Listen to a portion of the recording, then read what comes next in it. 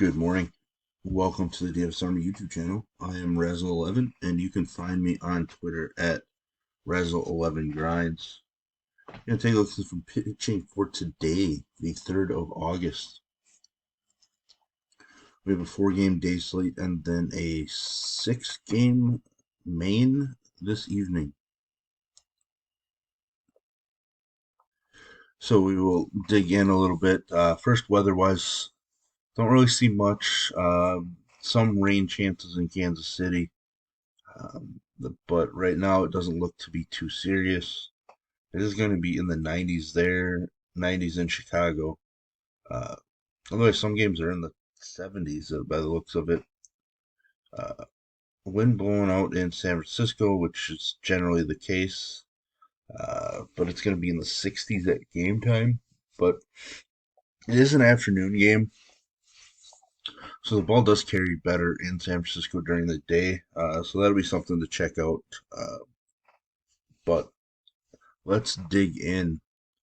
At the top, we have Kevin Gossman going against his former team as a minus 165 favorite.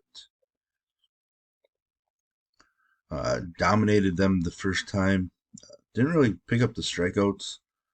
It's one thing I'm noticing about the Orioles. A lot of times they just aren't striking out a ton, which is different because they do have some guys that traditionally can be had via the K.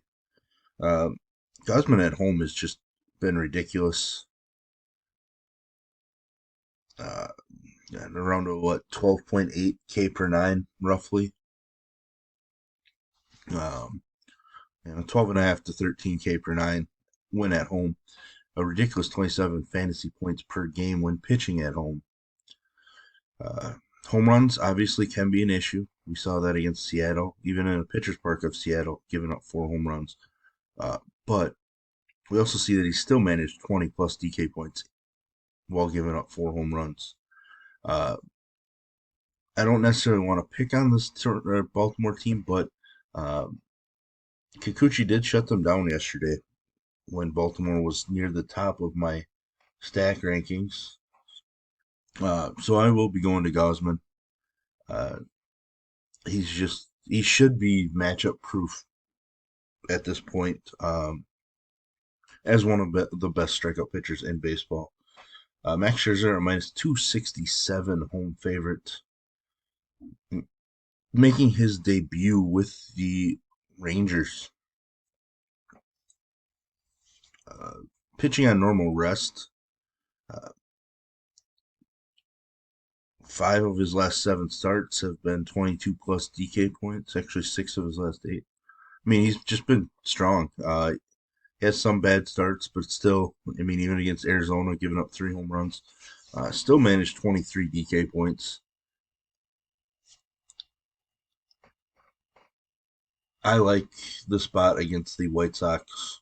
I'm not too afraid of the White Sox offense, and we just saw Dane Dunning absolutely dominate the White Sox last night. So no problems going heavy Max Scherzer on the slate. Jack Flaherty making his debut with the O's. Did make one start against Toronto this year and walked 7 with St. Louis. I'm going to play kind of the wait and see with Flaherty. The Toronto offense has been cooler, but I'm just not sure how Flaherty fits in yet. And he's not some, slam dunk guy like Scherzer is. So I just prefer to play the wait and see, I guess. I just don't know if we're going to have that option on this slate because we do need, some pitchers to use. And I'm having a hard time, deciding on some guys because, like Brady Singer, I don't really want to use him against the Mets. He has been best at home. He's coming off a 10K performance against the Twins. Back-to-back strong starts. Probably going to have to use Singer, but it doesn't feel great. He is a minus 120 favorite. Game total of 9, however. So um, I'm interested enough that I think Singer's going to be in my pool over Flaherty. But maybe we do just have to bite the bullet and use Flaherty in our MME. Carrasco, an underdog to Kansas City, who is the hottest team in baseball from a winning perspective. Carrasco has not looked good the last few starts, so it's going to be tough to go there. I think people are going to blindly go there because he's facing Kansas City, and right now it looks like that's just a mistake. But I may mix in a 10 to 15% share. Brendan Fott, don't think I can do it. He's been better this time around at the major league level, uh, but I just don't know that I want to use him. His best start, arguably his best start, yep, did come against the San Francisco squad. Uh, so maybe, I mean, he is a super talented pitcher. San Francisco does offer some strikeouts. I'm not seeing a line right now, but I think that has to do with the San Francisco pitching plans. So maybe Fad is one of those wild card plays, and maybe we should consider him over Carrasco in our pool.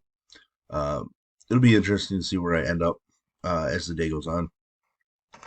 Uh, Not really interested in Tucson against that Texas offense, and then we got to wait and see what San Francisco's actually going to do with their pitching.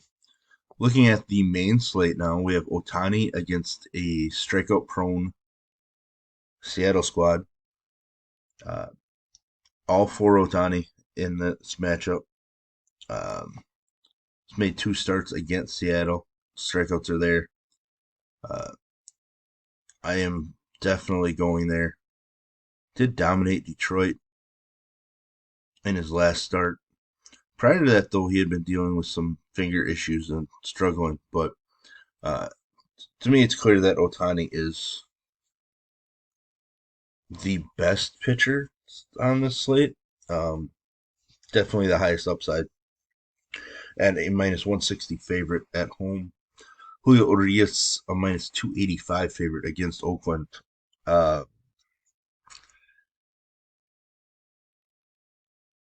he had a split fingernail, it looks like, but he's pushed back. So, but it looks like he's good to go.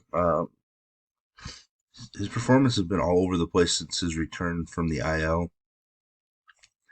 So he's super volatile right now, but he's been absolutely dominant at home and taking on this Oakland squad. I have no problems going with Julio Urias, especially paying under 10K. Uh, See, it feels like a no-brainer to me, but pitching lately, when we found those no-brainers, they haven't really paid off for us. Sonny Gray's a minus 140 favorite. I I have some interest. He hasn't been as strong on the road. He hasn't been strong lately. His K's have kind of cratered, but we go back. He did dominate a Baltimore squad about a month ago, so it's there. I just don't know if I'm going to get there. Um, he's probably going to be on the borderline, and I don't right now. I don't think I have a problem removing him from my pool. I won't hesitate much, but we'll see as the day goes on. Mitch Keller against the Brewers. Brewers are a minus 135 favorite in this one, but Keller certainly has the K upside. Uh, K's have been much stronger on the road. Did struggle to get a little bit against Milwaukee, but still racked up those strikeouts. Uh, hasn't been as dominant as he was to begin the season. Walks have become an issue. There's some home runs. Um, it's just a volatile play, but I think right now I would have Keller ahead of Sonny Gray in my rankings. Christian Javier, a minus 120 favorite against a struggling Yankees squad. Coming off of a strong performance against Tampa Bay, did give up 3 runs, but the strikeouts were back. Um, Javier did no hit the Yankees last year, um, so I am interested. Uh, his hits are down, so he's throwing better. His walks are up yet. Strikeouts are kind of all over the place, but I think there's upside in him in this matchup. Uh, I do worry because the Yankees are getting healthier. There's some the home run upside from that team, but I am very interested right now. Brian Wu, it kind of depends on what kind of lineup we see from the Angels. If they go very left-hand heavy, I'm not sure if they have. a ton of left-handers at this point. Renfro, Crone, Grichuk are right-handed. But if they go left-hand heavy, I will not be on Wu. We talked about his splits against Minnesota, against left-handed bats, and how Minnesota was able to get to them. Uh, Arizona, pretty left-hand heavy, no strikeouts. Uh, so most likely I'm going to be off of Wu in this matchup. Clark Schmidt at home, giving up a ton of home runs, one every 5 innings, so about 1.8 per nine. Not a ton overall, but his home run rate is definitely greater at home. It's been decent, but generally he's not much of a strikeout guy, so I will not be taking Schmidt against this Houston squad. I think I'm going to enjoy mini stacking Alvarez and Tucker together quite a bit tonight as we dig in. No interest in JP Sears. Wind is blowing in Wrigley. I did notice that. But the game total sits at 10, so I wonder if we have some conflicting reports on wind in that game. Uh, I'll have to take a look later this afternoon. It is only going to be in the 70s, so not like it's super warm, but Jameson Taillon has been strong of late. It is a tough matchup, Cincinnati against right-handers. They've been able to do some damage, but I'm intrigued enough, especially if we do find out that the wind is blowing in for sure. Then Taillon will make my pool. No thanks on Luke Weaver. Liberatore has not looked good. You can thank the Cardinals for yo-yoing him around. Um, his debut against the Brewers this year was strong, and then all of a sudden it's bullpen, and then starting, and then bullpen, and then sent down. Just let the guy pitch, but uh, it's an interesting matchup because the Twins offer a ton of K upside for him, which really has me intrigued, especially because they are very left-handed um, as far as their dangerous bats. And then Buxton was scratched yesterday with a hamstring, so he might not even be in the lineup today. Uh, Liberatore is very intriguing to me. A lot of volatility, but very intriguing. Down at the bottom here is Adrian Hauser, which I'm interested. Like put up a 10K performance against the Braves. The best offense in baseball. Have to take notice. Now he's taking on a weak Pittsburgh lineup as a home favorite. I am definitely interested, especially at 5,200. I expect him to be fairly popular, uh, especially when mixed with like Dodger stacks. Adrian Hauser should probably be paired with a ton of Dodger stacks from the field, just for something for us to take a look at and try to get different with.